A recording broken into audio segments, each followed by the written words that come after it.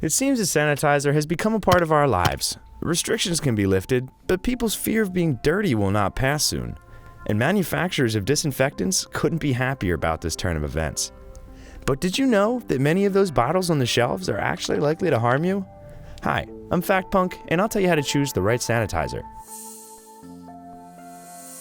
Carefully read the product composition before purchasing. An effective sanitizer should have an alcohol concentration of at least 60%. Also, the addition of aloe vera or hydrogen peroxide may be appropriate. But high alcohol content can cause dry skin and cracks, which will create additional entrance gates for infection. This is the main problem. You mustn't allow excessive dryness of the skin. Therefore, it is good if, in addition to alcohol, the sanitizer includes glycerin to moisturize the skin, as well as vitamins A and E. This way, your skin will be much more protected from any invaders. Well, that's it for today, everyone. Fact Punk, out.